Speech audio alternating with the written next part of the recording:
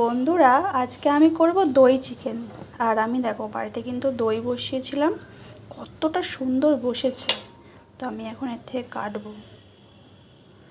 Wow, দেখো দারুণ বসেছে, দারুণ, মানে লাজবাব। কই গো, আসো দেখে যাও।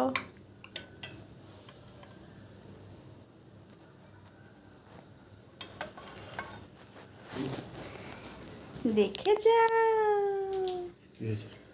দেখো কত সুন্দর বসেছে।